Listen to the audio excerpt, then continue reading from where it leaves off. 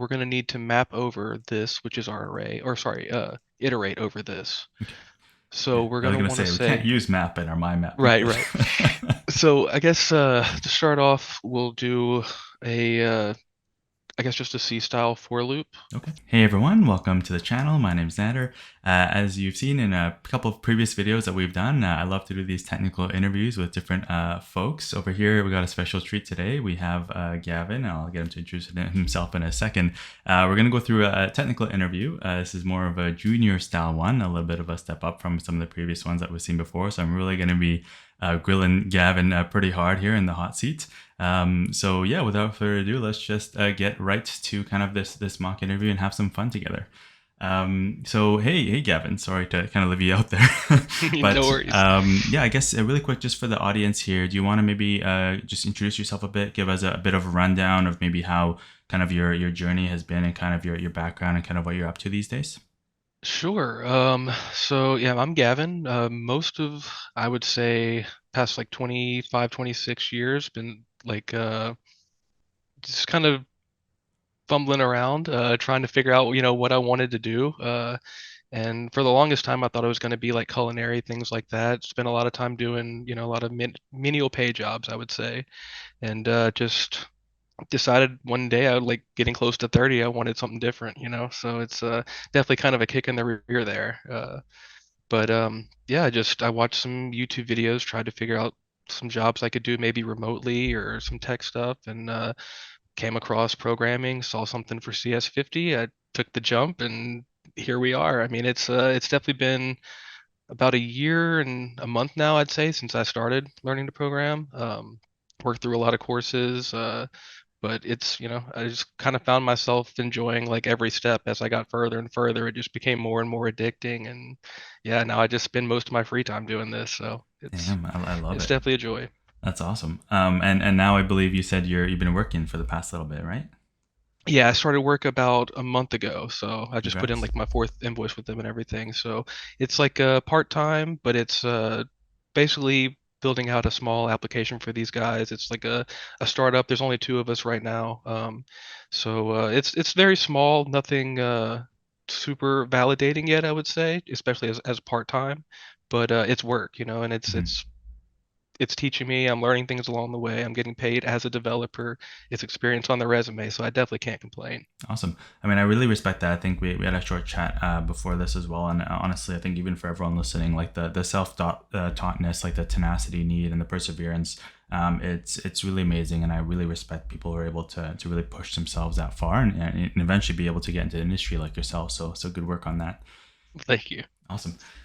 Okay, so yeah, let's get to some questions. So I think just for everyone here, just as well as for you, Gavin, a rundown. Look at this guy. He's sweating. He's freaking out. I love it. It's great. I told him like 100 times not to be nervous, but it never works. He's always gonna be nervous. So we'll have fun with it. But so the agenda basically, I'll go through some. I think I have like 4 or 5 kind of high level conceptual kind of questions, and we'll just talk through them together. I just want to give you like a general understanding of your like theoretical understanding of the technologies that we kind of work with day to day from web development, full stack web development, and then I have like about I think 4 actual coding questions, and they kind of ramp up a little bit in complexity. To let's see how we can go through them. And by no means we have to go through all of them together. I actually created some. I don't think we'll even get to them, but if we do, Okay. that'll be great. Yeah, we'll just go through them one at a time. So let's start with the conceptual ones. You feeling okay so far? I think so. Let's go. Is the heart pounding over there? Oh yeah, of course. Okay, I love it. So the way that I ask these questions, the purpose is to really have you be able to articulate your kind of your thoughts and your technical communication as much as you can to really demonstrate just kind of like what's in your brain, because obviously I can't see in your brain. The purpose of these interviews is to extract that so into my brain so I can really get a good sense of kind of what your gaps are and kind of what your strengths are. Right. So keep that in mind as you're answering these, and kind of go into as much technical detail as you can, and I'll either stop you or preempt you to the next question Sure. if we get there. So to start, everyone's favorite, what is JavaScript? Okay. JavaScript is a programming language. I would say most often or originally written to be used with the DOM or with web browsers Mhm. as a scripting language to work with HTML and CSS. Okay. And slowly over time, it's pretty much invaded everywhere else you can imagine. So uh, I guess for a high level overview, that'd be my Nice. best guess. Yeah. Very, very good. Cool. So let's go with the next one here. So of course, this is like for web development, and a lot of people love to use the React library to build websites. And I believe you said that you've been working Yeah. with this yourself. So let's say that we're going to be doing this in our organization for this interview. How would you explain React? Like what is React in your eyes? React is a library, I would say, that allows us to create websites in a different way than let's say we separate our concerns in a different way, I would Mm. say, Okay. as Good. opposed to organizing things by language or by file, CSS, HTML, JavaScript. We actually organize things by their functionality. So we might have a nav bar and we might put all our HTML, CSS, JavaScript in that one file or that component Okay. to create that and encapsulate it. And then we can use those little components almost like building blocks to Nice. create our full application Good. and yeah, send that over to in a JavaScript bundle and have it build out the HTML on the client side for us. Oh, cool. Very good. You got some nice words in there.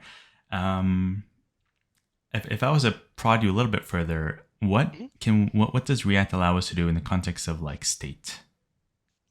Right. So basically, with state, we can keep track of our application over changes, and instead of like in the old way, you'd have to have like event handlers do pretty much everything for you. If you click something and you wanted to change the view, you had to update the view in that event handler. Hmm. Whereas with React, it keeps track of state for you once you have it set, and anytime that changes, it'll actually re-render that view anytime the state's used in that component. Okay, great, wonderful. Good answer. I like that. Nice work. So we're gonna get a little bit full stack here, but not too deep. I'm just gonna Okay, really push your boundaries a little bit as much as we sure. can. So I guess also for those watching, and also for you, I haven't given Gavin these questions beforehand, and he's sweating a little bit here because he has no idea what's going to come next, and that's kind of the point, right? So we can see you think on your feet, and it's good practice for you as well. So how would you kind of explain what a REST API is? So a REST API, well, I guess an API, let's start off there if we could. Application programming interface Okay. essentially allows us to connect our application to another application Hmm. to send, receive data, or use innate methods in that application. And REST is a standard Hmm. for creating applications where it's there's no state kept between the client side and the server side. Hmm. Essentially, you have like requests can come from anyone, and there's a validation process that the server will use to validate users, Hmm. but it doesn't keep track of what user is sending what data or any kind of internal status to where data is going, anything like that. Okay. Okay. Cool. And what are some kind of things that we can do with a REST API? Like, what's really the purpose of it? I would say most commonly send data through HTTP requests and from server side to client side, basically bridging a database to a user's like view that they can then update the database from the client side. And we use our REST API to basically take in those requests, answer, and send back any data if it needs more data or update our database or however, whatever the method we're using. And what are some of the specific like words or terminologies you would normally associate with the concept of REST API? You're like beating around the bush with my question here. I know you know it. Hmm. Could you repeat it for me one more Yeah, time? sure. I'll see So if I so can. the typical like verbs or language one would use when describing REST API, there's like four or five specific ones that most people think Oh, of. like get, put, Mm-hmm. post, delete, patch. Okay. Yeah. Nice. And Is those that are what you're just looking for? those are just ways Yeah. to Basically to either like get would be the same as like search or select if you wouldn't like SQL nice. or update would be update, delete would be delete, and Cool. then post would be to put new information or to send information. Wonderful. Excellent. That's what I was looking for. Nice work. Okay. Now you mentioned database a couple Yeah. times there. So here's one for you. This is challenging. So again, try your best with this one. What is a database? A database is, I would say, a advanced way of organizing data Hmm. to be read more accessibly, Nice. um, as well as to group certain bits of data together via like SQL or SQL, to essentially like join tables or create relationships. I mean, this is specifically with a relational Okay. database, Okay. as Good opposed to a clarification. document DB, because they Okay. do differ a bit, but Okay. um, the typical database you would hear about would be more of a relational, I would Okay. say. Okay. So to prod you a little bit on this, Mhm. why not just use a text file to store our data? Why do we need a database? So, I mean, we could use a text file, but I guess a database allows us to do things with more quick lookup, especially once our text file gets extremely large and we Hmm. have a lot of data in there. Good. Databases are organized in a way that these or relationships that, I mean, I'm not sure about the exact math, but there's a lot of, math there to keep things very like consistent, almost O of one lookup, and, Oh wow, look at try you. to make things very, timely. Nice. So you sound like you're scared of math, and you're throwing slinging words like "oh one lookup" here and there. I like it. That's nice. It's good. Okay, that was a good answer. Well done, Gavin. Um, okay, so the next one I have. So this is actually my last question here for us before we start getting into some of the coding ones. And this is a bit more abstract. So again, I want to emphasize the purpose of this is to really get your understanding of your kind of technical understanding overall at a high level. But then if I want you to go deeper into things, I'll prod you for that. But try to go at least one level deep if you can, wherever Okay. possible, to really explain kind of your thought process and show your knowledge, because that's all we're going on in an interview, right? So I'll give you a scenario. Let's say I have a front end web page, okay, and on that web page, I have kind of your typical form that basically has like a username or an email field. Let's say it's an email field, and it has a password field, and then it has a login or sign in button right below it. Okay, so simple kind of sign in page. Can you walk me through, again, in as much technical detail as you can to best of your ability, like what it actually happens in this entire process from where I type in as a user my email, my password, and I click that login button? Walk us through the entire process. Sure. Okay. So I would say starting off, it kind of depends on how the form is set up, of course. I mean, I'm sure there's different ways to do it, but in React, a lot of times we'll use like an on change for most of our like inputs, and Good, so they'll be keeping track of the state there. And good. once that submit or that button is clicked, either there is a submit event that will happen, or we'll have some kind of on click event that's specific to our use case. Maybe we don't want to actually post any data. Whenever we hit that. And from there, we'll take that form, or the input data, and send that through a HTTP request, typically a post request, or if you're changing your password or something, it might be an update. Um, and from there, we will send that data to the API. The API will then take that request, parse, make sure first that it's coming from a value, or how would I put that, a reliable source, and not some kind of malicious attacker or something else. Nice. Good, good. Usually through like JWTs or something like that, Okay, validation, and then they will take that data usually and use a lookup function, either with a ORM or just query the database for the user object containing that email, okay, and then we will take the hash password from the database and run a hash function either on our input password okay. to match against it, or have some kind of third-party library like bcrypt that can compare for us and check that the passwords actually match. Very After nice. that, we will send over a success message typically, and if there's any data that needs to go with that, it'll go along with the with the response from the API. And let's see, from there, we would most likely, if we're still in the context of a React application, probably update our user state with the info returned from that object, Very good. and then go through the process of validating our user and allowing them access to any routes on the front end that Good. might be otherwise blocked off. Very good. So if we go back to that, that was excellent, by the way. So well done. Thank you. If I prod you a little bit on the back end side of Mhm. that, so you mentioned that we kind of grab out some of the fields and then we do some of the hashing stuff in there. We do a lookup on the DB. What are some things, other things that could happen that maybe can kind of mess up our situation? Like, what are some things that can go wrong? Hmm. I don't know that I've ever been asked that. Let's see. Is there any way I could get maybe a little bit more Yeah. specific from you? Like So maybe. in the context of a login, think in the context of Mhm. logging in. Okay. I have an email, I have a password, Right. and I am the So backend and I'm receiving this. What are gotcha, some gotcha. errors that I could have to handle? So for one, we could not find a user based on the username or email that we receive. Okay. In that case, we would want to either send a failed status code or some kind of error message, Good. uh, as well as not validate the user at that point. Other thing would be an incorrect password Good. or missing fields, of course, but usually that's handled on the client side Very nice. with the inputs and everything.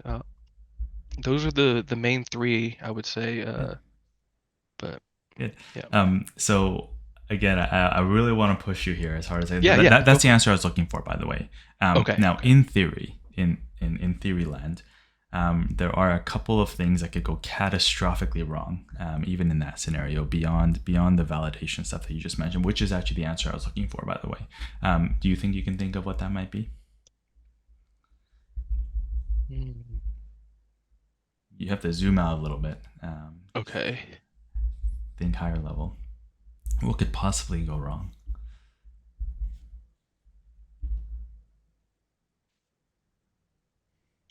Um, I don't know that I'm catching what you're That's hitting okay. at. I'm sorry. No, Yeah. it's good. Anytime we need to reach out to a system, there could be issues. Um, I'm being vague on purpose. I'm trying to see if I Right, can. right. I mean, I honestly don't. I'll give you one I more can't hint. think of anything. Let's see Yeah, go for it. if we can. I'll give you the answer if we don't get to Okay, it together. sure. What could go wrong in the context of the front end trying to reach a back end? If per se like the back end was down, So what could go wrong in the context of a back end trying to reach something else? right? If our database is not accessible or Okay. blocked off or something. Nice. Okay, Yeah. yeah, Good. yeah, Good. Nice. Does that make sense? yeah, yeah, absolutely. Cool. Any questions about any of those that we went through together? No, not at the moment. Okay, wonderful. How are you feeling?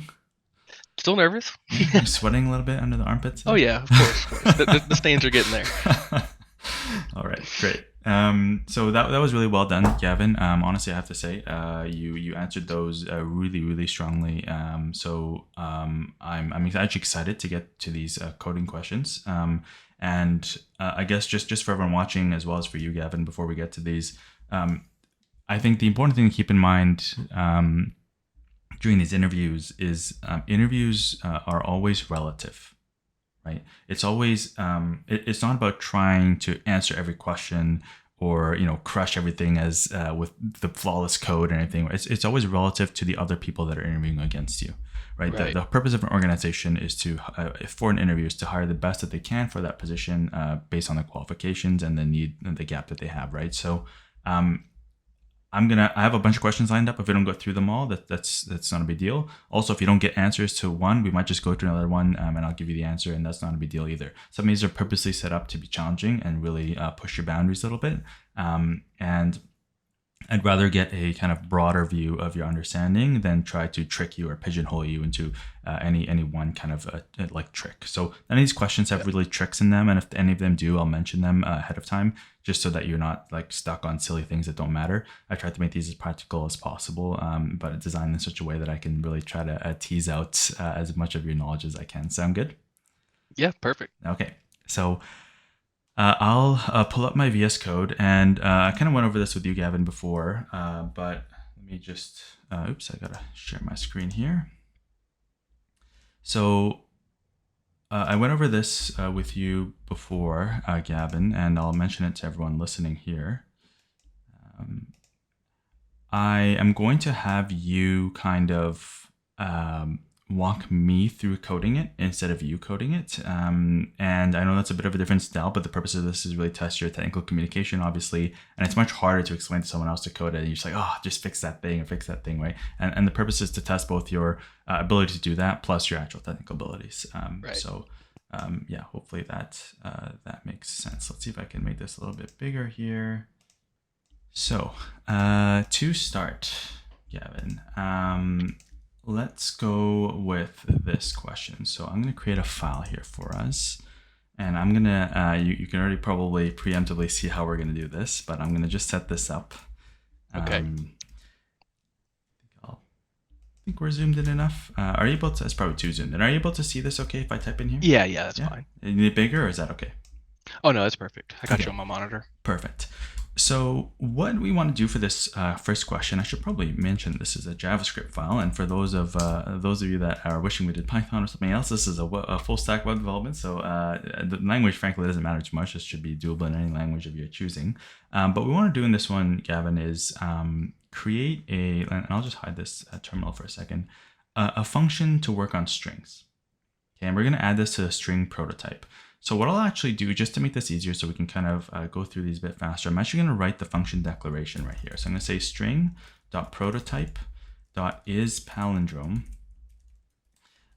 is equal to a function, and we're going to fill in this function together.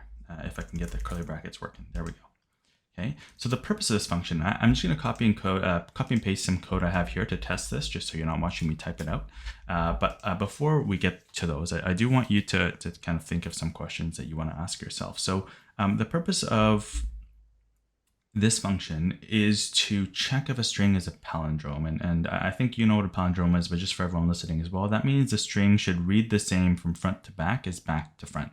So common one, for example, is race car, right? If you Yep. spell out race car, there's a two R's at the end, and you kind of keep chopping it down, and it reads the same the front to back as the other way around.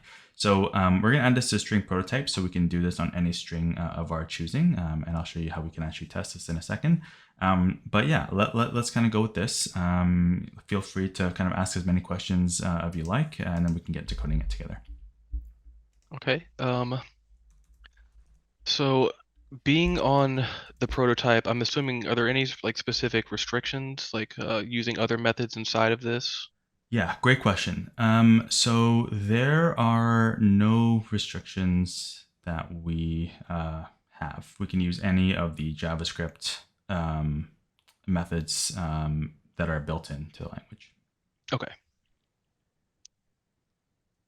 gotcha. And so we're just trying to see if our string is the same forward as backwards. Correct.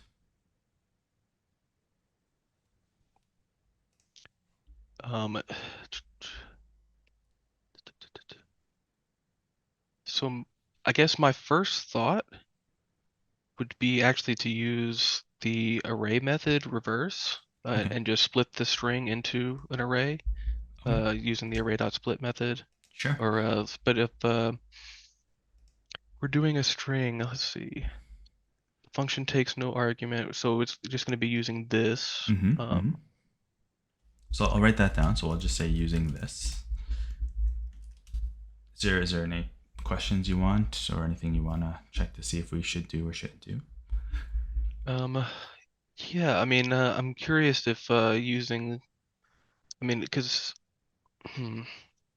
definitely a new thing I haven't like done before is adding two. the actual like prototype chain. Sure. So Don't I'm worry too curious much if with the it. prototype chain part of it, and I'll assist you as we go through that.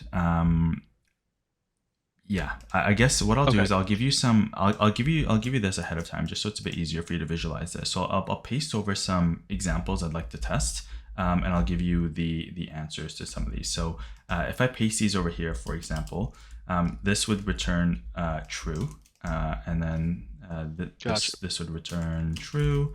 This would return true. Oops, you can probably see where I'm going with this. Yeah. True, and then these last two are false over here. Okay. Okay. But is there anything you'd like to test kind of beforehand, or is there anything we should be aware of, do you think? Or do you want to just get right into the coding? Um, Honestly, I'm not sure if there's anything that's gonna necessarily trip me up right off the bat that I can think of. My best bet would just be kind of like console logging as we go, Okay, just to make sure we're on the right track. sure. So I would say maybe let's just start with the The array. trying to like this dot split on Sure, the spaces, sure. So we want to say this dot split. and we'll Um, do like a let reversed array, okay, something like that. reversed array. Sure. This dot split, and you want to split on the uh, The spaces. So just yeah, just empty string like exactly. that, just so we get each letter right. Yes, correct. Perfect. And Okay. then from there we can do a dot reverse on the end of that dot split. Dot reverse. Okay. And let's just console log that reversed array real quick, and see what we're getting for each of these. Okay. Um, I guess what I'd like you to do really quick is instead of relying on the console to start, let's see if we can code out the whole thing, and at the very end, I'll let you Sure. do some console logs. Okay, So I'll that'll comment work. this one out for now, but we'll leave that in there and come back to it. Sure.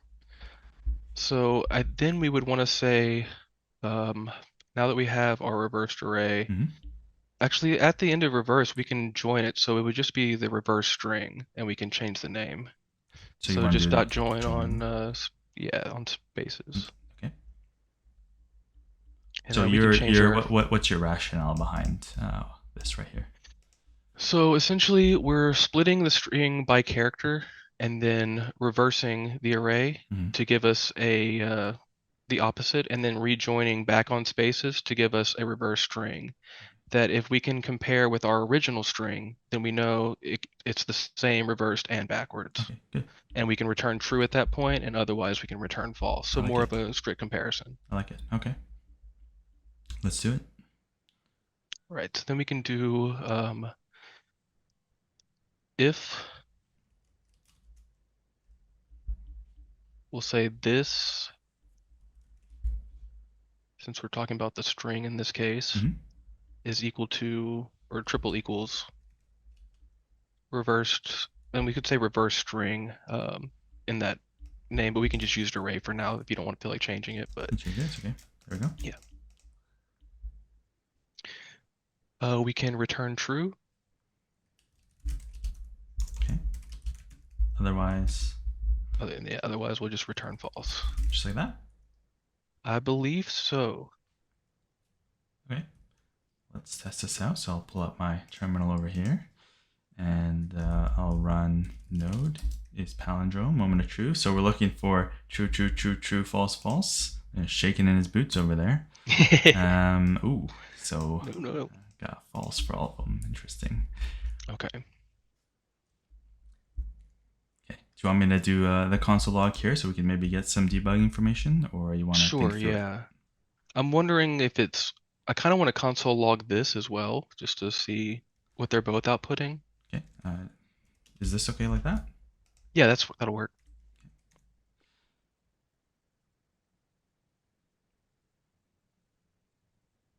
Hmm. So it's an object. So we need to, hmm,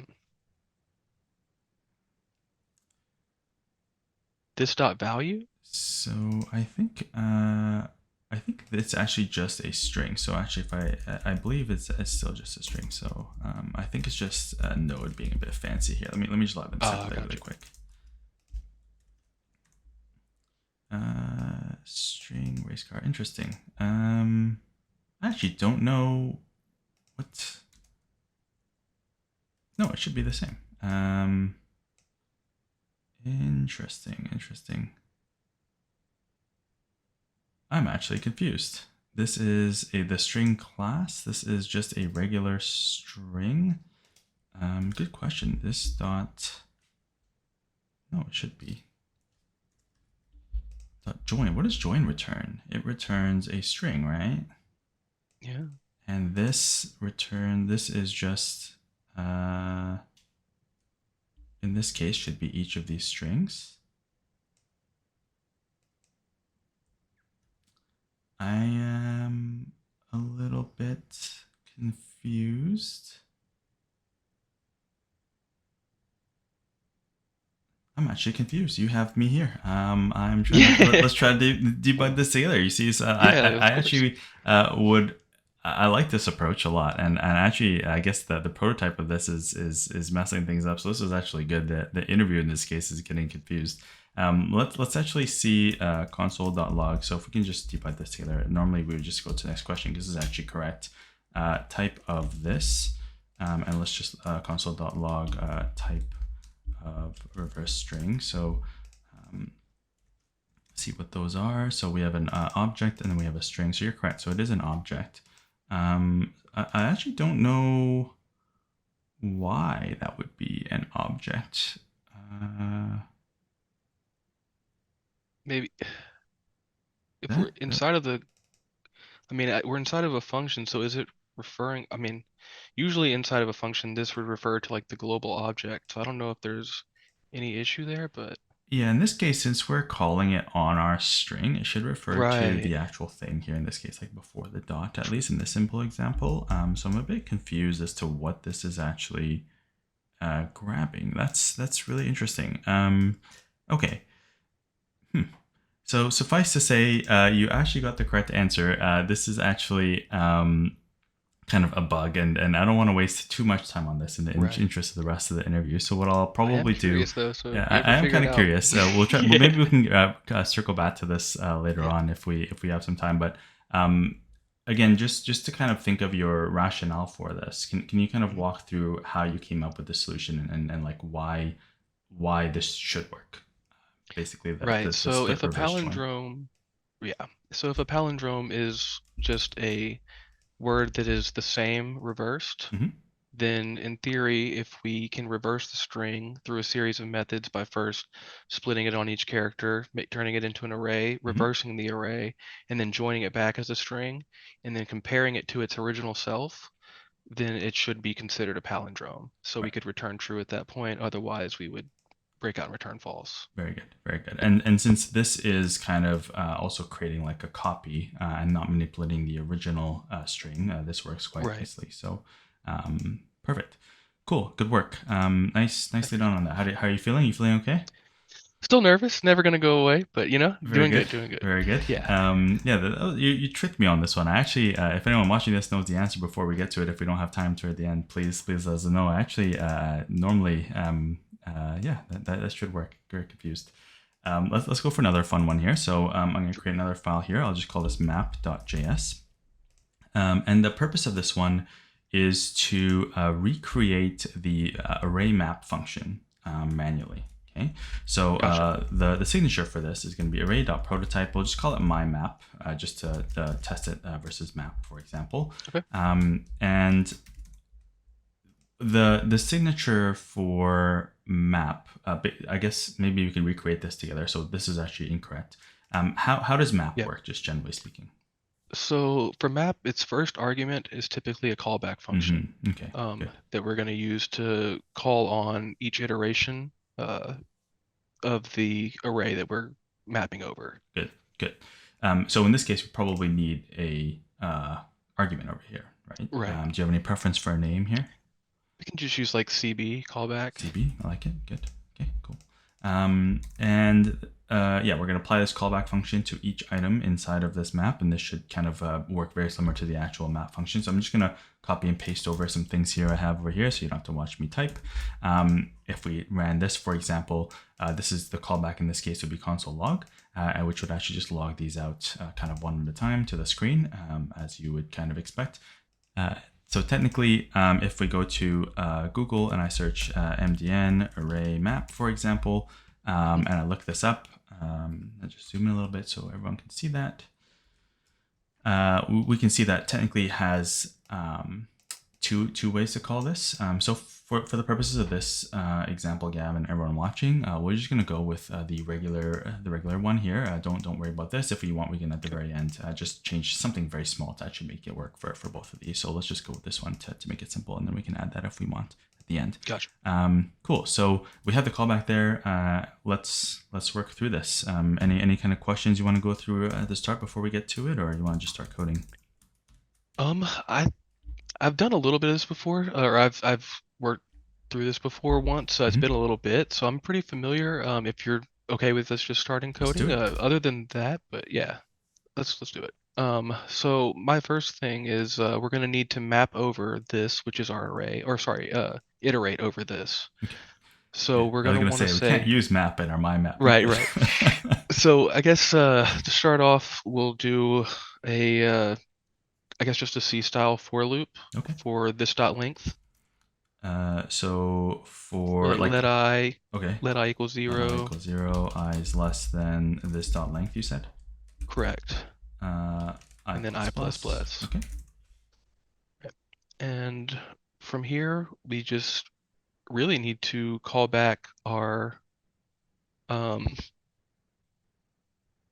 or use our callback. So we'll say CB open brackets, Okay. and we'll need to do this bracket I And you want me to do this inside the brackets inside of here? the brackets, yeah. This at I. Okay. And I'm assuming this should call for each iteration, this being the array, and then bracket I being our index. And then our callback in this case will console log. So yeah, I think we should be able to run this at this point. Okay. So yeah, I think that's good. Let's test this out. I'm going to open up my terminal here. We'll run node map.js. So we get, oops, sorry, put a brackets in there. Let me rerun that. So that works as expected. I guess the thing is that if I do this, though, if I say const arr1 is equal to that, and I say const arr2 is equal to that, and I console.log out arr1 as well as arr2 here, and I do this, we'll see that these are both undefined. So normally what map would do is it would return us an array with kind of the values of each of those things being mapped over. So this was a bit of a trick here. Yeah, gotcha. And I wanted to see if you'd get that. This is really hard to see, right? In this case, maybe I guess you're getting what I'm getting at. Why are we getting undefined here? So essentially we're not returning Right. our CB or CB call right here. Correct. So I guess what is map really supposed to do? What's the purpose of map? Map iterates over an array and returns an element based on the callback, uh, and will equal the same length of the original array that you map over. Good. Excellent. So we are not returning that array. So how do we fix Right. that? So we need to, I guess, would we create a closure over an array? And we could just update for each element and then return that after our for loop. Yes. And So yeah, I'll just add to that remember that my not I kept saying my map. Map returns a copy. It doesn't manipulate the original. right. So we need to return a new reference then. So in that case, we could just create a new variable. Okay. Um, Above the loop. say, yeah, we'll say const ret array or return array Okay. is equal to empty array, Empty array. Okay. and then we'll say for let I, let's see, we'll say return array in front of CB, Mm-hmm. our CB call. Yeah. And then we'll say bracket I, Yeah. and then we'll equal to this dot I, or the CB call on this dot I. Okay. And from there, we should be able to, after our for loop, return out the return I array. like it. Very good. So let's test this out. So we hope to see the console log as we saw before. So that should be working still as expected. And then hopefully we actually get back an array. In this case, what do we expect to be inside that array? For the first one, it would still just be, I see, okay. Well, it'd still be just be I, but we'd be calling, I guess, the function call. So we're actually setting it equal to the function call on this bracket I, Mm-hmm. which whenever we use it will, I guess, return the correct value. But are we doing this in the correct way, I guess is my bet. Like, should we be putting the actual value there, or should we be putting the function call there? Or no, I'm sorry, I'm confusing myself actually, because we're calling this callback function already and then putting the value. Correct. So Yeah. I So was tripping myself up. Yeah. so what do you think we'll see in 16 and 17? I think we should see 1, 2, 3, ABC. Inside of the array? Yeah, in each one we'll see like its own values. Yeah, Okay. like the Okay. same values passed in. Interesting. So let me run this, and we get back undefined, undefined, undefined. So this is actually correct. This is the correct behavior. I guess before we go to the next question, though, can you guess why? Well done, by the way. This is good. Oh, thank you. Guess what? I'm assuming it. mm, I'm assuming it has something to do with how this is working, but uh, I guess because console log isn't returning anything. There you go. Nice. Good work. Yeah, Yeah. So console log just returns undefined. yeah, So this function right here is always going to return undefined in the context of console log. So we're just always setting it to be undefined. gotcha. So if we set this to be, if this, for example, we just set it to be this at I instead, then we kind of would get what you would expected earlier. Yeah, But that's not what map is supposed to do. So very nice. Good work. awesome. Still feeling okay? Yeah, Okay. yeah, slowly but surely. Yeah. Good. There you go. So the next one here, we are going to do another array one together. This is a bit more challenging. I'll try to assist if you need it, but I'm going to leave you to it to start. So we're going to create a array flattening algorithm. The way that this is going to work is like so. We're going to do array.prototype.flatten. So it already has a flat method and a flat Right. map method. We are, hopefully without saying, not allowed to use those in this function. We're going to try to recreate it, and we'll just call it flatten. And I'll give you the correct signature in this case is just like that. So that is the correct signature right there. And the goal of this, for those of you who haven't seen this before, is to take an array and flatten it out, which means that if there are nested arrays inside of that array, or those nested arrays have nested arrays inside of them, etc., as deep as possible, like it could be 3, 4, 5, 6 plus layers deep, it should just return that thing totally flattened out. So I'll give you some examples here. Normally, I guess actually really quick before I go to the examples, do you have any questions, Gavin, about kind of anything we should watch out for, or just questions in general? Um, yeah, I guess so. Whenever we say flatten, and I'm trying to remember exactly how flatten works, like in the context of like, let's say a 2D array, Yeah. where each array, like let's say we have five indexes, and each one is its own array. Let's go even simpler. Let's just go with that. Sure. Okay. So what should we do? Well, what's the result? I'm assuming what you're looking for is a single array of 1, 2 Correct. with 2 different indexes. Yes. Okay. Correct. So let's go even more complicated. Let's do Let's do this, and then let's do that. So what should I see here? Uh, Probably 1, then 2, then 5. Good. Yeah. And are we doing this from, I guess, left to right or Yes. by like how deep? Okay. Uh, well, yeah, left to right and then deep. So we're gonna start at index 0, and we're gonna Mhm. see that this is not just a value, so it's an array, and we're gonna dive into that one. Then we're gonna start at 1. Um, that's a value, so that kind of goes in first. Then we're gonna look at this one, and then we're gonna dive into that one if there was more in there. Gotcha, Okay, gotcha. so I'll give you some examples here, just so it makes some Yeah. sense. So these are some ones I have prepped from before. So these would all log out the numbers in order: 1, 2, 3, 4, 5, 6. In the case of the last one, yeah, in the correct order that you would expect them to be logged out. Okay. Does that help? Any other questions? Hmm. I'm just trying to see, I guess, or just kind of think through a couple steps, but Mm, and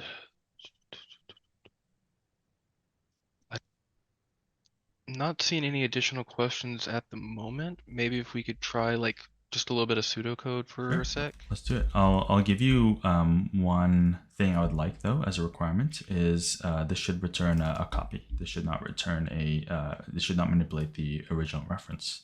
Should remain Okay. intact at the end of this function, just like map. Okay. So Um, then we can just start off, I guess, with creating a new array to return. sure. Um, So we'll just call this result, I guess. sure. Um, then let's see. We're going to need to loop over whatever our base array is, no matter what. Yep. Um, So I'll put that so again, down we can here. just do Loop, kind of like, yeah, just loop loop over. over, I guess this. Yeah. Yep. Do you want me to do that right Um, now, or? no, we can keep going for pseudocode for a sec. That's Okay. fine. Um, we'll need to first check if it is type of array. Okay. Is it an array? Uh, if it's not, then we should most likely post it to our results array. Okay. And yes. We'll want to probably loop through that array, pasting in those results and doing the same kind of check. So by okay, I'm seeing the recursion here. Okay. Okay. Okay. Yeah, probably going to have to recurse just because we don't know how deep any of these are going to be. It's going to be hard to actually iterate over, Hmm. a certain number of times Yes. for any element. With that in mind, is it an array would be, or sorry, let's see, if it's a value would be probably our first base case. Okay. Um, if we find a non-array or if we find an integer, that would be our first, and then let's see. I'll put those up here. So Sure. base cases potentially are it is. So what is the actual base case in this case? For one, it's a value, not an array. Value not an array. Good.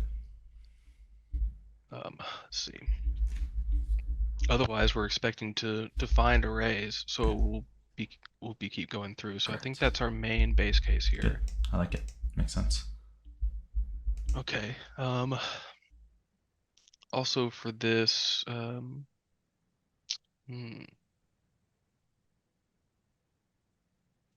is there any way we could create a separate function to call inside of uh, Flatten? Yeah, we can create a function in here if you like. If you feel we need it. Right.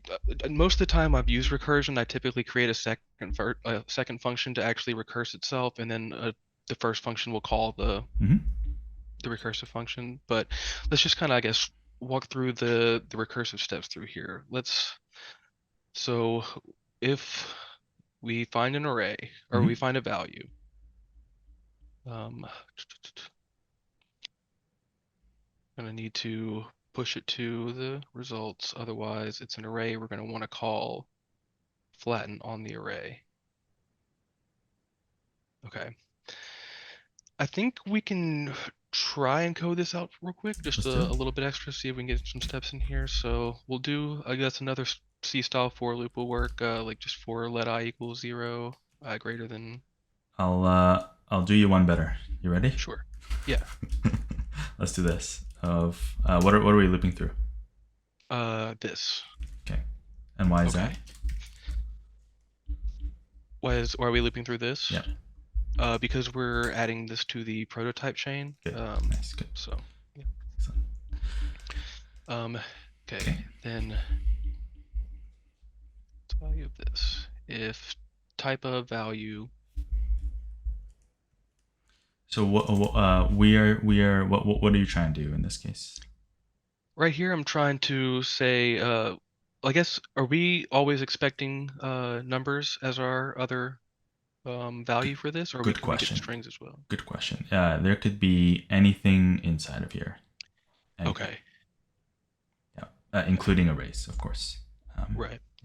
but the arrays we can treat as they need to be flattened. Okay.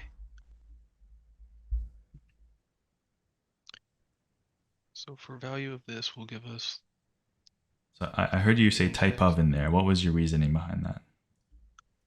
To check if originally I was going to see if we had an integer or a number, because that's what we're using in all of our cases here. So Good. if we did, we could just push that Good. that way. Otherwise, I think it's probably best to just check if we have an array. Good. I like it. So I think we can just do like this dot is array method Uh, on there. Good. Yeah. So I think in JavaScript it's on the Or array, um, the, or the the object itself. So I can say value, right? if yeah array dot is array like that. That's Then we right. can And then pass pass it. in value. We can pass it. So you want to pass in value in this case, right?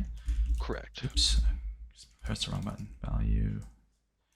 So if it is an array, then we're gonna end up in this situation here. Right. And if it's not, we're going to end up in this situation here. So I put an else in here because I don't actually know if you want an else. If you want me to remove it later, let me know. But I'll just set it up like this for us. Just Yeah, so this should be it's fine for now. clear. Okay. Let's go ahead and jump inside of the else condition real quick because if it's not an array, then it's pretty much just results dot push I like it. our value. I like it. Makes sense. Now,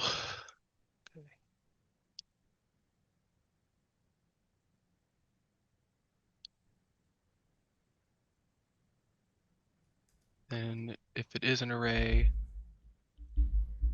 or sorry, can you scroll? Let's see. Up or down? No, you're fine. I saw it above. I was just looking at my base case again to see what I'd written down or what you had written down. Value, not just value, not an array. So, So I guess we dealt with that right here actually. right. So that's good.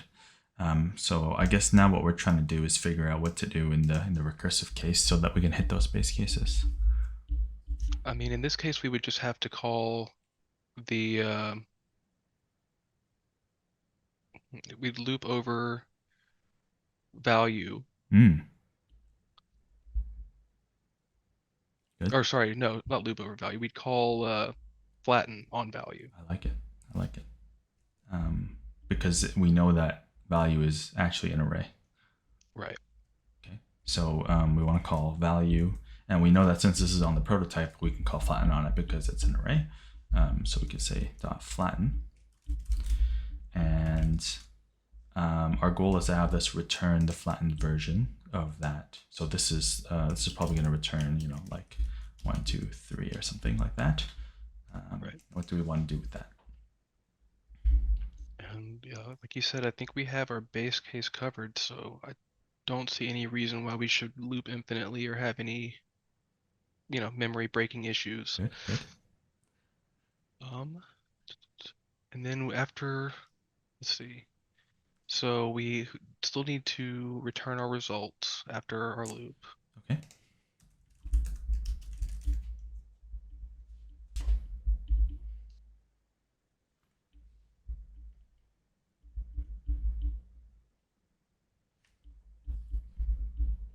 And then we need to, after the else, we would need to return. After this else here, No, sorry, inside of the else. inside the else, you want me to? Uh, well, I guess it would just automatically break the breakout anyway. It shouldn't. I was thinking like implicitly return here, but yeah, I think if we want to try and run this real quick, Sure, I'm just let's do it. curious to see. Let's do it. Yeah. So I'll just pull up my terminal here, and we'll run flatten. Okay, so we get 1, 2, 3, and then we get kind of 3 and 4. So looks like we're flattening that, and we get a 6 So here. inside of our function call, we'll need. Hmm. Yeah, that's the weird part. Is because we'll need to pass in that results array. Mm-hmm. So it actually has the reference and isn't creating a new array every time. And it can just,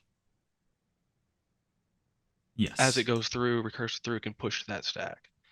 Right. Because in this case, we're Oh, just getting back the last one. right. So you're really close, by the way. So well done. You're actually almost at the answer. So in this case, I think we'll want to, um,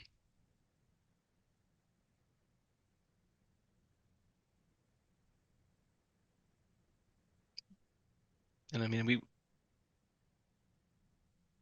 could we pass, I mean, I'm assuming this would kind of break the whole point, but just like passing an empty array to flatten, um, Like so right we can here? pass that right, or like in the actual argument itself, like through all of them. I see. I'm assuming that adding that would be So we should be able to do this without doing that. Actually, you're actually really okay. close. Okay, I'll give you a tip here, and sure. the issue is actually this is correct code. The structure of this with having result up here is correct.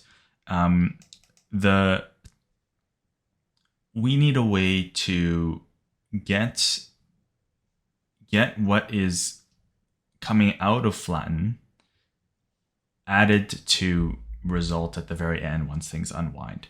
So right now, if you look, we're only really doing the push here. Right, right. So hopefully that can give you a bit of a clue. So yeah, I think if we get rid of the else, um, hold on. So we need to push the value.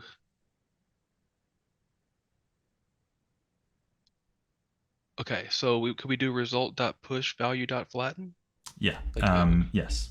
So we can do good, very good. So we can do result dot push value dot flatten like that, right? right. Or I guess I can store this. I'll say const flattened, Yeah, either way. and I'll just do this. So the only challenge with this, when you think about this for a second, you pretty much have the answer. Is that imagine that flatten is going to give us back an array,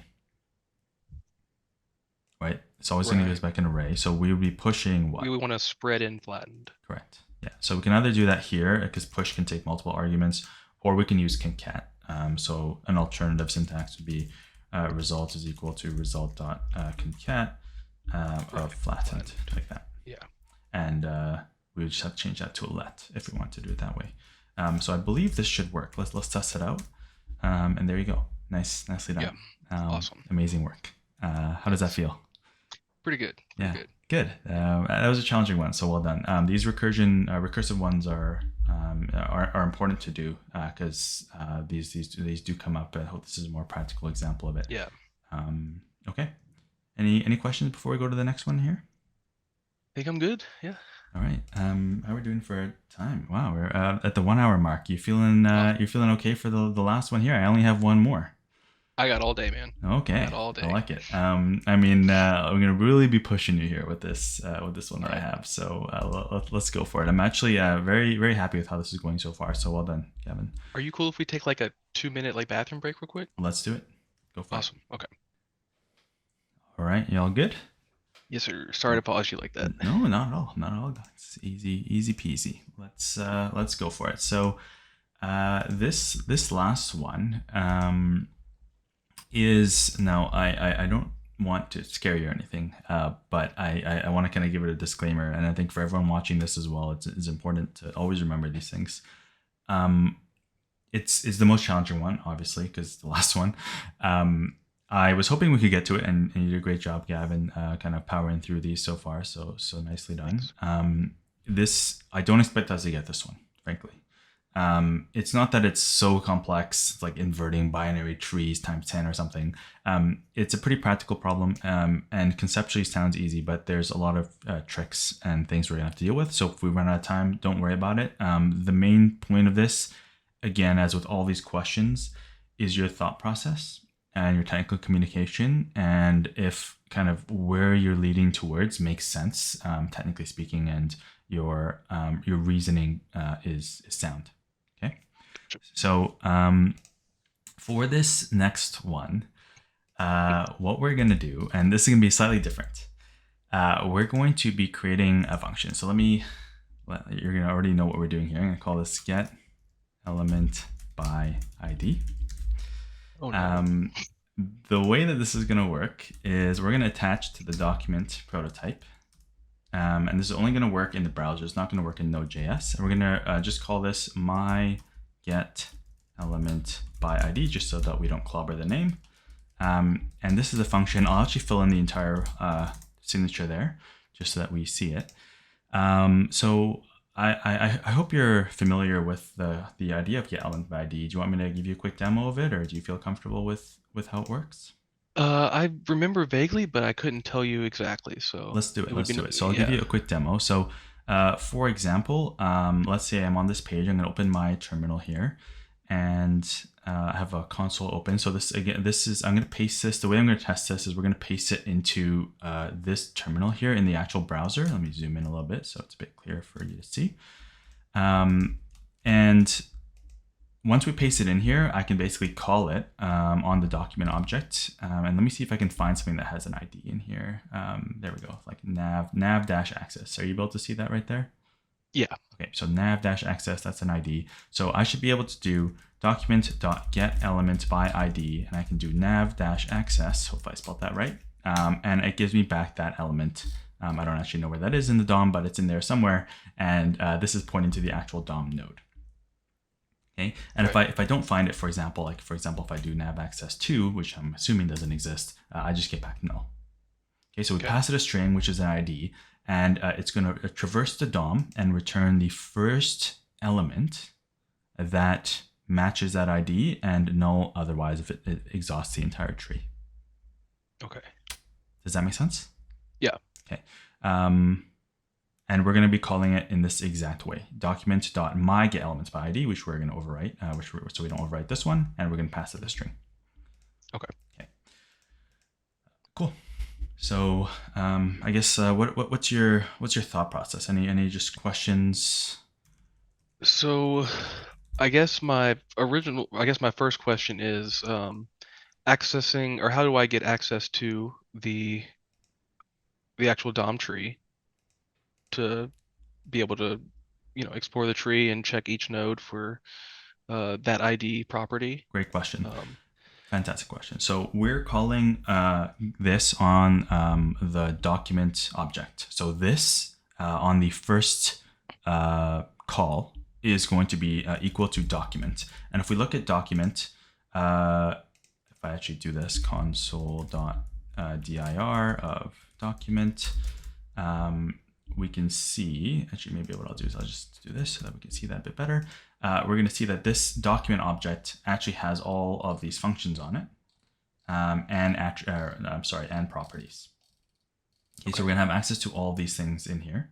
that we need. And if you're curious about if something is in here or not, I'll help you out as we go through Yeah. this. So Um, I guess my first question is, like, where would we find the first instance of ID where or the would ID property?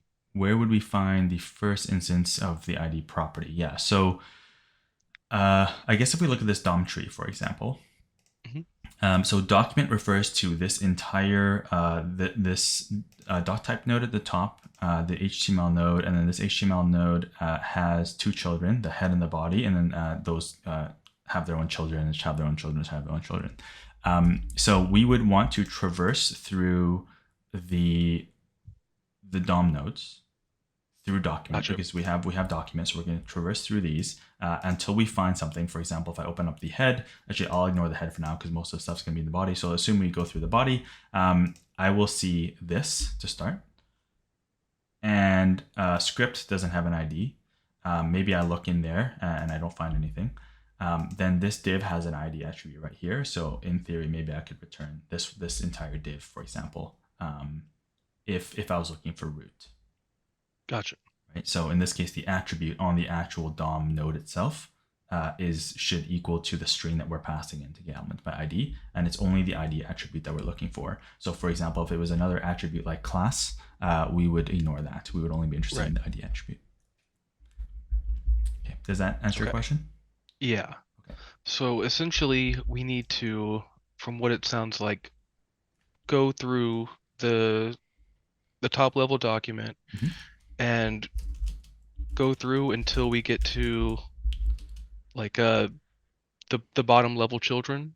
Um, and I mean, like essentially, like would we be doing almost like a depth first search kind of thing on this? Yeah. Yeah. Because it's So what it sounds like. yeah, it sounds like it. So we could kind of do this in two ways. We can either go breadth first or depth first. It doesn't really matter. It's up to you. Given this function specifically, in theory at least, we should only have one thing in this DOM tree that has an ID because that's the purpose of an ID. Right. So either we find that one in the entire tree or we don't. Now, of course, you can have multiple IDs that share the same ID, but that's not really like the valid use of ID. So we'll assume that we're not dealing with that case. In which case, we'd only return the first element that we find, anyways, the first Gotcha. ID, which is exactly how the actual getElementById functions as well. And in this case, or in this function here, this would be referencing document, correct? Correct. Yes, to start. Okay. Um, could we just log out this real quick? Absolutely. So if I console.log out this, and this gives me a good way to demo how we'll actually test this. So Right. if I copy, what I'm going to do is I'm going to copy this code, our function, and then switch over to the DOM over here. And I'm just going to paste it in just like that. And now it's on the document prototype. So now I can do document.myGetElementsById, and I can pass it whatever string that we want. And then this, in this case, you can see is the document object. Okay. And could we open up that one more time for me? Yeah, so I guess what I should do in this case is I'll do console.dir in this case because the dev tool is actually trying to be helpful to us and show us the DOM node instead of the Right. actual object. So what we'll actually see in JavaScript is this right here. Okay. Is there anything in particular you want to look for, or I can help you Yeah, I'm find just stuff? I'm curious, like I guess where the ID property would usually sit, because I'm assuming it's going to be on some of the child nodes since our Yeah, top level node is the document good. So declaration itself. So I'll give you an example. So I'll highlight this div. So let's say that for whatever reason we're looking at this div right now. We're no longer looking at document. That's going to be in this case a dollar sign. I'll just do this as a shortcut. So that's our div node right there, right? okay, So I can do dot, and then I can get access to everything on this element type. I can either do dot ID or I can do dot get attribute, and I can do ID like that, and I'll get root. So okay, that and this should technically be the same. okay, gotcha. So that's I guess where we will be doing each of our comparisons, and then as we go through, we'll need to basically check each node as we go through, and if we don't find our ID, then we need to call the next children element Yeah. or the next child node. Yes. Next child element. So I'll correct the syntax here really quick, just for everyone listening and for you as well. So there is a difference between node and element in the DOM. We're going to be dealing with elements, specifically HTML elements, because Gotcha. technically you can have other nodes like text nodes and comment nodes and things like that, and they can't have Right. things like ID, so that check would fail. So we Right. can assume that everything here is going to be HTML elements, Gotcha. because we'll be using a specific Right. property. Right. Yeah. Okay. Um, in that case, hmm, So I'll write that down for us while you think. Assume sure. HTML elements.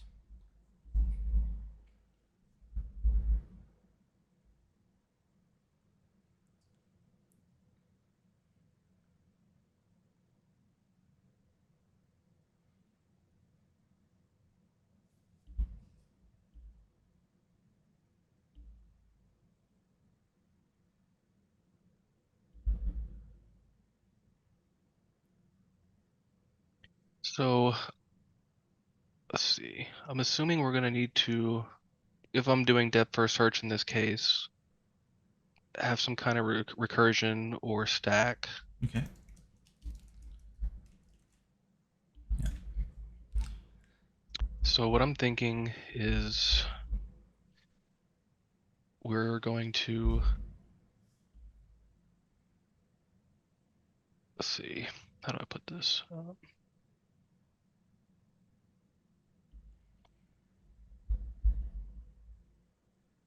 So basically, yeah, while the child node is not equal to null will be our base case.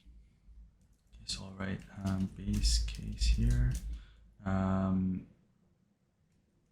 Child, I guess I'll call it element here. Right, right. Is not null. Trying to think if there's, because even if it's not, if it's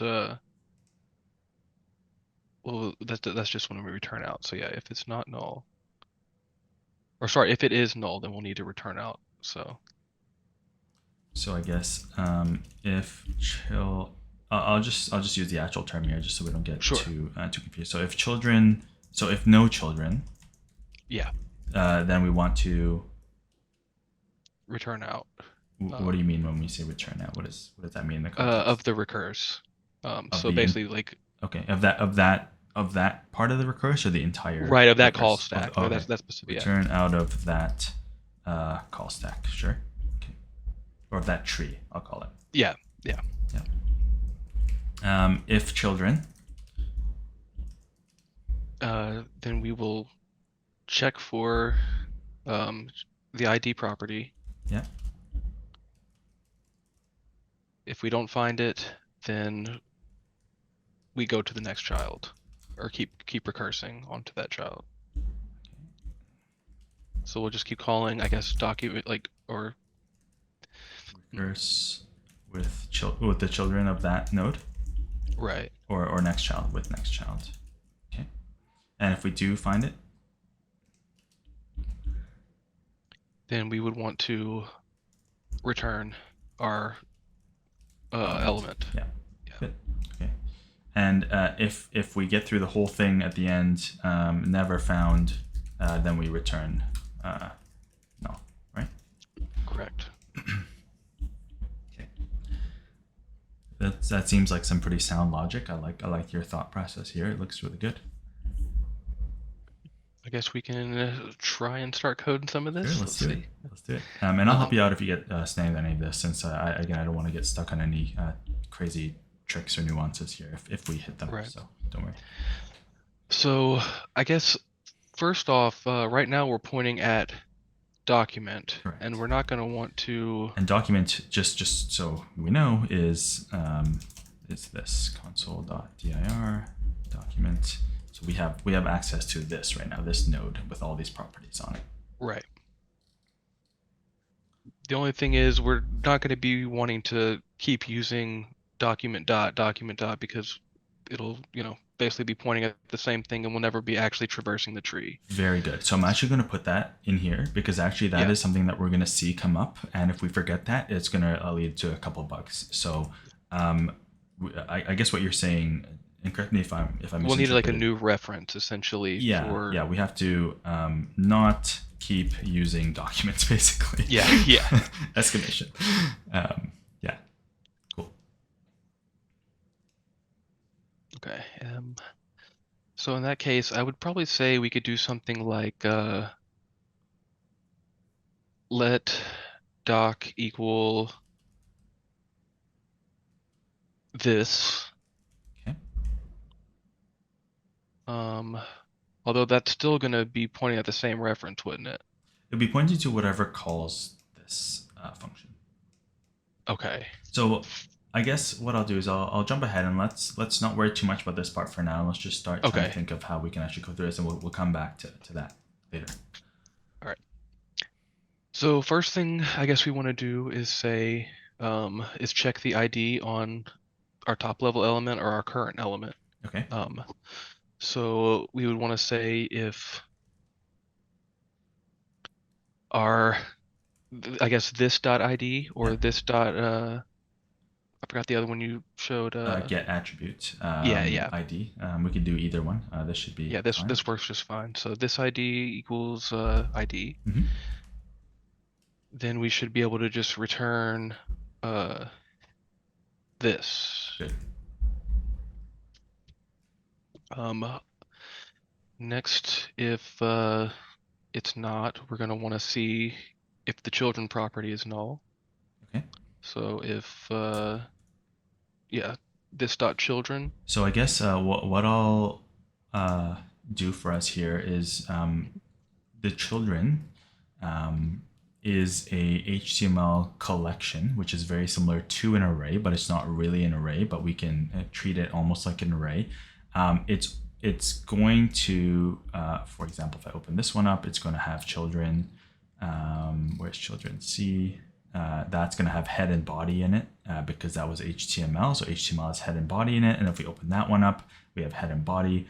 For example, if I open up head, and now that has children meta link tags, which makes sense. And if we open that one up, we can see all of those listed out. I'll open up the meta because I don't believe that that has any children, just so we can see what that looks like. And you can see that it's actually not null. It's just an empty array. Okay, gotcha. So hopefully that helps a little bit. So I guess we could say if this dot children dot length is equal to 0, Good. then we would want to return null. Well, no, because it may not be the end of our tree. It could just be the end of this branch. Right. Correct. So we can just do something for there for now. Okay. And then our next base case. Oops, sorry. We found. So we found. We have it found. We have the children's null. I guess we just need the else. Okay. Or just I guess if the.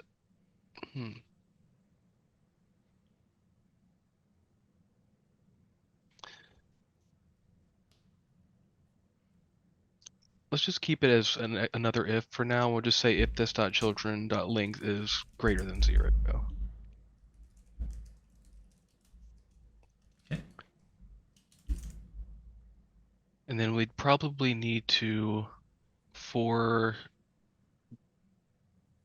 basically loop over our, like the children array, Okay. and we'd want to call our, I guess, getElementById on each one of those children arrays. I love it. Okay, so I'll start that for us. So I'll say Sure. I'll just say a const element if that's okay with you. Of and what are we looping through? We're gonna be the children array, so this dot children. Okay, this dot children. So we have each element. And then we're going to want to And I'll mention as well that we can rely on these all being HTML elements. We don't have to worry about funky stuff in there like text nodes or comment nodes or any of that silly Right. stuff. So we can rely on that being fine. Okay. Um, each element of this dot children will say element dot get element by ID, passing in our current ID. Element dot, and then I'll call this one my get elements by ID. Yeah. And we pass in our ID. Good. And so if it's the end of the branch, then we just want to, I assume, return null in that second Here, in one. here, Yeah. you want to return null. Okay. I'm thinking that might be the wrong move, but I'll put a question mark here. yeah, that's fine. My only question is like, let's say we get to the end of a branch and it has no more children. We haven't found the ID yet. Mm-hmm. So we actually don't need to return null. We would just need to return out of that function stack. Correct. Correct? Yeah. So we can just do a return there. Okay. That will be almost similar. I'll just return undefined instead. Oh, right, right. Hmm. Yeah, it's tricky. Yeah. So I guess while we're here, what's your thought process? Why are you so concerned about returning? Like, where's your head going? Because originally or eventually we will need to return the node Mm-hmm. once we find it. Mm-hmm. Otherwise we need to return null eventually, Mm-hmm. Mm-hmm. because we've never found it. So why do you So feel I so guess scared about returning inside of the branch like this? because if we get to the end of a branch and we still have more branches to traverse, Right. then we really just need to break out and then call on those Mm. branches as Good. opposed to returning out null for the entire Yeah. thing as if we traversed the whole thing already. Yeah. Yeah. So based off that, I guess, could we do another base case like if the end of the tree? So I can't think of anything off the top of my head. Like there's no, object.length property. So like, um, I don't know. Can you throw me a bone here? Sure. Yeah. I'm purposely letting you struggle a little bit here just to Yeah. see how far you can go. So this is actually really good. Basically, you're actually really close to the answer, believe it or not. In fact, it's almost just as much lines of code as what you have here. What I'll do is maybe I'll refactor this slightly, and then maybe your head will kind of rejig into Okay. kind of where you're thinking at, and hopefully that helps. And if not, then we'll kind of try something else. So Sure. um, I guess I'll walk through this really quick just so that we're on the same page. So you're saying that when we come into here, we know that to start that we have documents. So we're going to check to see if it has an ID that's equal to the ID that we're passing it, like whatever we're interested in. So if it is, that means that we found that and we want to return. So this is actually like we're going to need this somewhere because this is our Right. like found case. So then your thought process was okay. Well, if that's not the case, then well, does this node have children? Because we want to traverse through the children of this element, because maybe it's the document has the head and the body. So maybe the head has a node we're looking for, maybe the body has a node we're looking for, or maybe inside the body there's a div and that has a node we're looking for. So we have to do this depth first search, like you're saying. At least in this case, it's a depth first search. So that's correct. We don't want to return here because, like you said, if we do that, we break the recursion. So we'll look at that shortly. But this part, I like this part. This seems good, right? If there's children, just logically speaking in English, we want to loop through the children, and we already have a function to get elements by ID for a particular node. So we're just going to rely on that recursively to get us a solution because eventually we want this to come out, or we want null to come out. So what I'll actually do here is I'll say, let me do this. Is it okay if I comment the code out, or will that? Do you want Yeah, me of to just? course. Okay, so I'll comment this out right here, and I'll comment this out right here, and I'll comment this out right here. So what I'll say as well is I'll move this. This is just one way to do it. In fact, I'm doing it this way so because I think like hopefully your brain kind of goes to the same way. And if it confuses you more, I apologize. Let's just loop through the children right away. And Okay. if we find it for that element that we're looking at, I'll change this to element instead of this Right. because we're inside the loop here. So we're going to loop through this is children. And that's fine. If we find it, we find it. So that's all the same right there. But then we need to do some recursion. And this is the part we're going to get stuck on because we previously were returning here. We still want to recurse, but we don't want to return early from that recurse. The only real base case, if you think about it, is two things. One is we found it, which we already handled right here, and this should work. Right. The other thing is we never find it. When does that happen? At I guess after all function calls have been Yes. called and we've hit our base case. Correct. And with this, I guess, slight refactor right here, where is that in this code? It would probably be post, so like yeah, afterwards we would just do a return null. Yeah, so right there. So this will work, right? Because it here we were doing it quite early, and Right. we were basically checking to see if the first child technically could have no children. We return null here, but that's not possible here because we're always going to exhaust every single children with this loop. Does that kind of help? Yeah. Okay. So that should fix that problem. So this will actually return null correctly, or kind of return this part, but we're almost done, but not really quite done. Right. And you know what? Maybe I'll just run this code really quick here, just so we can see a bit of the challenge that we'll run into. So if I paste this in here, document.prototype my getElementById. Great, so that's in there, and I'll just clear that console out. So I'll run the regular document .getElementsById just so we can compare it, getElementById, and I want to find the root node in this case. We know that that's this div right here, the whole object.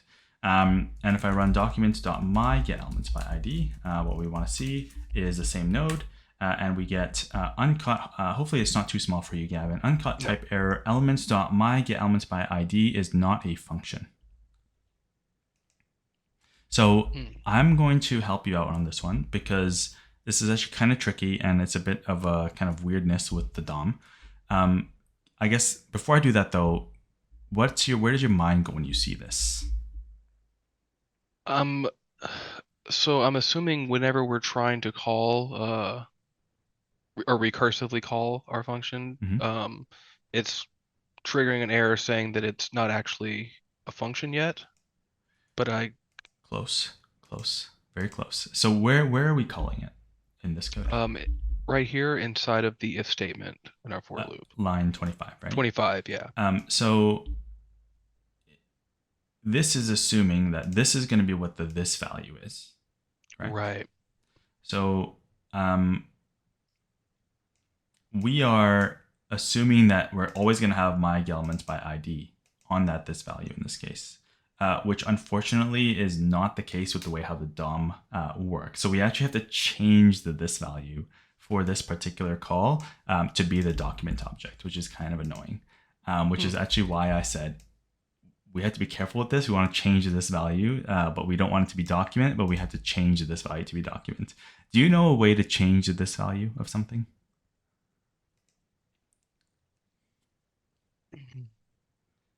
If not, it's okay. How to change it? No, not that I can think of outside of just like scope. Okay. So what we'll do is I'm going to take that document object because that's where we put it on. And we know it's on the prototype. And we know it's called my getElementById. Right. So if I call this and I call it with ID, we know that this works. Right. Does that part make sense so far? Yeah. Now I want it to work whether this value is element instead of document. That's kind of the bind that we're in right now. So one way that we can do that, at least there's many solutions to this, is by we can use this fancy call function, which allows us to pass in this value and then the arguments, or we can use apply. In this case, I want this value to be element, and I'm just going to pass it the ID as the argument. So this is going to work. because it's going to force element to basically have this value on it. So if I So what comment, it's saying, like .call is basically saying call the previous method with these arguments. yeah, so it's the first argument of call, and that's a good point. Let me bring it up here on Google. JS call or MDN call function prototype call. So the call method calls a function with the given this value and arguments provided individually. So for example, over here, we can call product, which is another function from inside this function, and we can give it this value, in this case, which is food, and we can call it with name and price. So we're manipulating how product is being called, because normally if you call it product, it would be with a product, but in this case, we're calling it with a food, if that makes Gotcha. sense. So we're Yeah. doing the same thing here. You can see that this value is the first argument, and then we just list out all the other arguments. We spread them out. And in this case, we're saying this value is going to be element instead of document, which it normally is, and then we're just giving it the ID to pass in as this argument right here. So let's try this out. Does that help a little bit, or? I think so, yes. Yeah. But we're still having to use the document.prototype on the beginning of that, correct? Correct. Okay. So Yeah. I'll switch this over here, and I'll move that there. That way now we have our new code in there, and I'll run my getElementById root, and now it actually kind of works, but we're returning null, which is better than it crashing. So right now it's actually going to the end here, and that kind of makes sense because we're not really ever returning like what we need to return theoretically. So we're very close to a solution here, and sorry for kind of refactoring your code here. I just want to get us out of that kind of tight spot with the Right. weird prototype stuff and the ending the tree early there. So if I leave you with this, try to think about it for a second and see how much further we can go to get to the solution. So off the bat, I would say honestly, because we could just, since we're calling with the .call method now, if we wrap that inside of an if statement, because otherwise we should receive null if we don't find it. Right, right, and because we're either going to get this or we're going to get this, right? Exactly. So I'll do you one better here. Okay. I'll say, let's say that we found it or we didn't find it. I'll just put in a variable, so I have to put Okay. the gigantic if statement. I'll move this up here so people can see actually what's that there, because our faces are blocking it. So if we recurse here, what are the two possible values for found? It's either going to be null or element. Correct. Good. And if it's element, that means We found it. we found it. Okay. So we could just do like an if found, return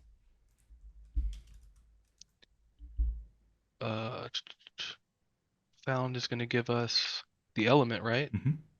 So we can just return found? I think so. It seems pretty good. You happy with that? I think so, yeah. All right, cool. I'm happy with it too. Let's see if this works. So if I copy that over, moment of truth here, is shaking in his boots. I'm gonna paste this over. There we go. We've defined it. I'm going to try out. Oh my goodness! Like I already gave the answer away. Look at that! You found it. Amazing. Let's go. That's pretty good. Okay, right? awesome. Let's try another one. Let's see if that works. So that was an easy one. That was a root over there. Let's see if we can grab a bit further in the DOM, maybe this ID content over here, which is a bit nested inside.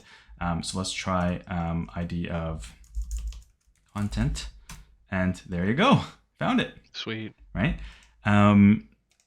Oh, well done. Honestly, I'm really impressed, Gavin. That was I wasn't expecting us to get that far. I mean, so you definitely helped me along the way there. So you know, it's okay. It's a give and take. I think the parts where I helped you, though, honestly, I don't think it's too worth spending like your brain cycles on and worrying too much about. Like specifically this stuff here about the the prototype chain and stuff.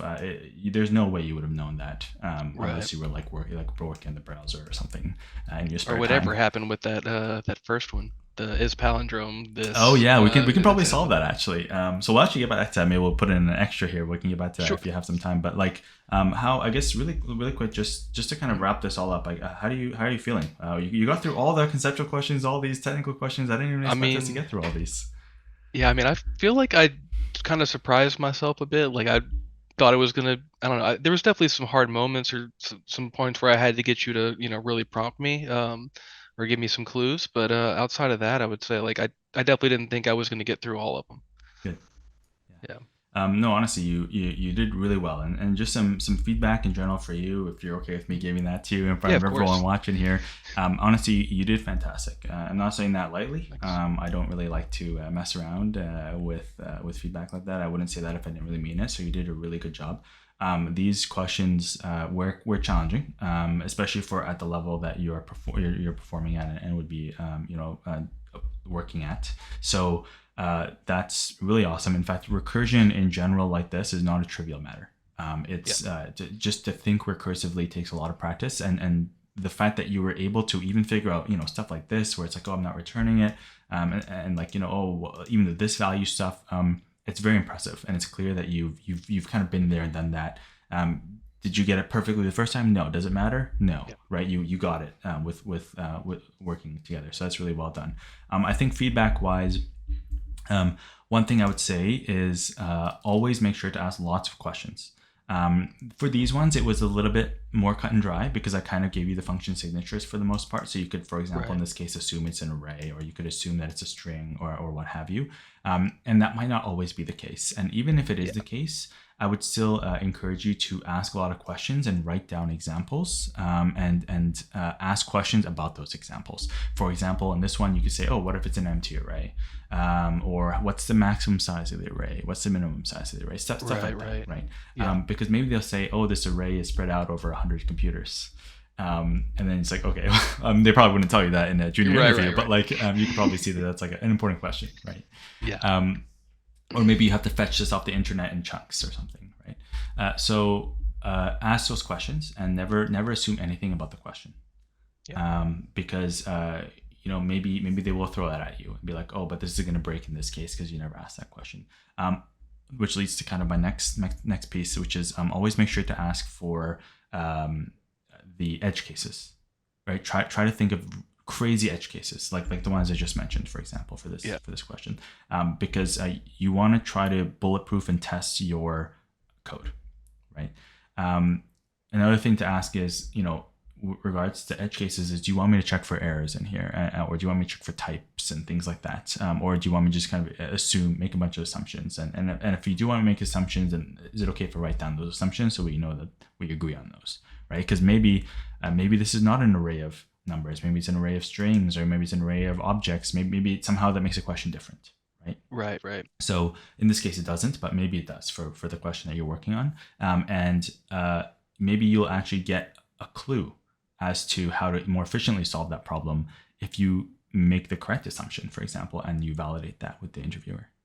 Right. Right. Right. So definitely don't hesitate to ask those questions. I think a lot of the time, and I would say this is something you did really well, actually, Gavin, but even for people listening, um, a lot of people are scared of gaps in speaking and silence. And you actually did a really good job at that. There were times where you just sat and you thought about it, and then you didn't think about it for so long that you just kind of went away and got a coffee and came back. But Yeah. you're okay with a bit of silence, and I think that was a really good job. You're already good at that. So well done on that. Thank you. A lot of people feel the need to fill the air a lot of the time, and just think and say something, and that messes up their train of thought and things like that. That doesn't mean they should be quiet for like a whole 3 minutes straight. But I think you had a good balance in there. So well done with that. Thank Yeah, I think that at a high level, like honestly, that's probably like my main advice. Those are not by it's not necessarily faults. I think the interview went fantastic. Having done a bunch of these before, I would definitely put you kind of towards the top of you. Wow. how you kind of perform in your thought process. It's not a trivial thing to guide me to write code based on your brain, right? Yeah. As you just experienced.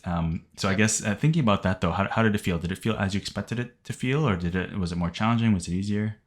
Honestly, like it really wasn't too different. I mean, it felt very similar to like some peer programming Okay, I'd done with like friends in the past or things like that, where we're just kind of working over things together. So I mean, it felt very kind of at home, surprisingly. good. Like I didn't expect it to. Wonderful. That's good. That's fantastic. So for everyone listening as well, I think keep note of that. That's important.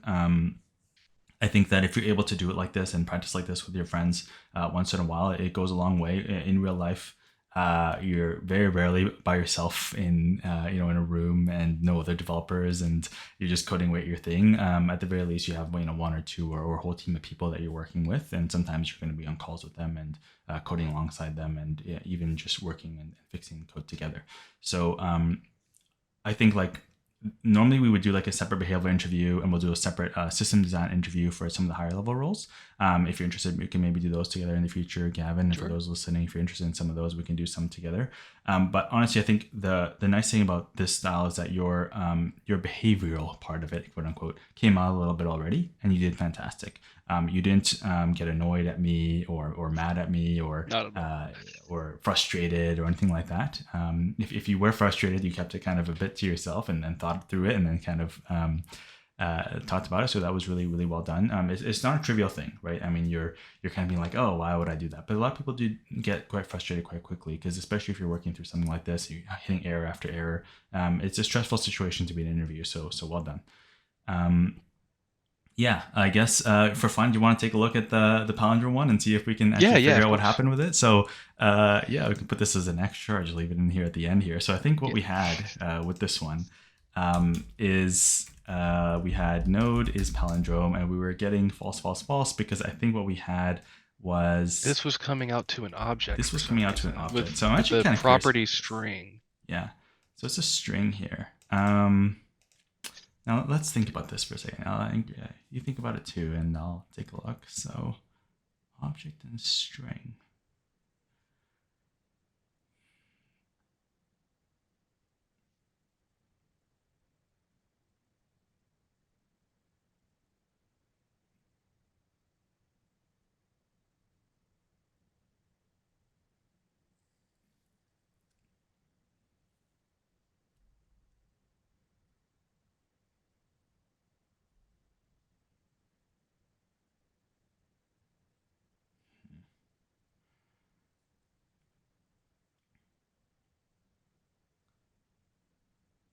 Interesting.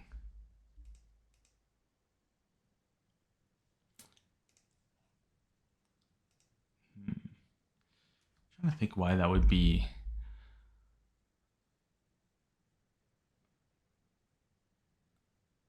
off the top of my head. Unless I yeah, I really couldn't tell you other than maybe hold on. String Um, primitive. Let me just do some googling here while you're at it. Yeah, that's what I got MDN on the side here. Say this value string object JavaScript. And converting object to no, we don't want to convert it. We want to figure out.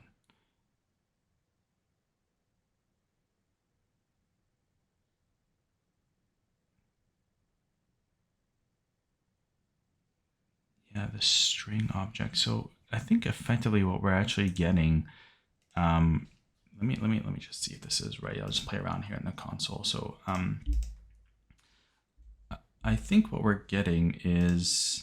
Oh, we shouldn't do this on Google. I get a bunch of error messages, but type of string is what we're getting, which is function, which is object, instead of type of hello like this, which is string. So we are Right. getting the former here, which is the constructor for the string, Gotcha. which is curious. So we're basically, yeah. Yeah. Hmm. Hmm. I don't actually know why that is though. What So about type of string hello? yeah, that should be a string, I believe. Type of string should be a string. Yeah. Hmm. So we're actually trying to check the constructor, which is this should be an object, I believe, in Node.js at least. But I don't know why that is. So like to test that, let's see. Like if I do this string, and I put the string of this, which is just bizarre because it's already a string. But if I do that, yeah, so then we get the string. So if I say if string of this equals to this, then I believe that this will get us the right answer. Let me just console log these out for a sec. Yeah, true, true, true, false. So I don't know why that is though. That's crazy, yeah. So you have to um, actually use this inside of the string constructor to get an actual string back. right. It's JavaScript in a nutshell. Yeah, I guess so. We can make a meme on that. We should make a meme on this one here. This how long does it take two programmers to figure out how strings work in JavaScript? Interesting. I'll need to look into that. If anyone knows, we'll please let us know in the comments. But I Yeah. guess we got part of the answer there. So I guess to wrap this up, Gavin, for everyone listening, I guess how does this compare and feel compared to the kind of your pair programming that you've done with others, and just in general your own study on the side?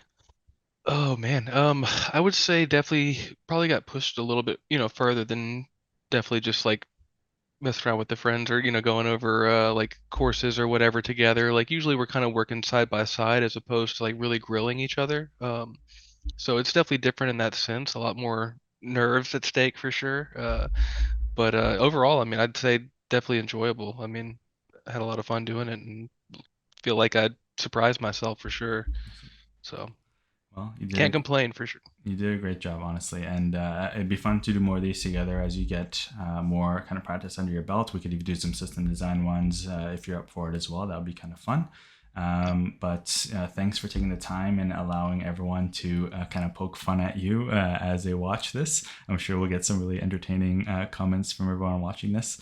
And yeah, I really appreciate it, Gavin. Thanks for kind of putting yourself on the line so that we can all learn from this Yeah, experience. of course. No, thank you for taking the time to, stop and do this for me. I mean, it's, not many people would take the time out of their day and do something for free just to help out other, expiring devs, So it's really cool to I see. think you're gonna do have a good future ahead of you. Honestly, as cheesy as that sounds, you're gonna be a good developer in the future. I know, so I'm more than happy Thank to you. help out.